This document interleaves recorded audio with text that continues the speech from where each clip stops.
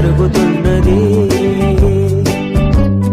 నాదు శోకమోపలేక నీ గుండె బాధపడితే తాళనన్నది.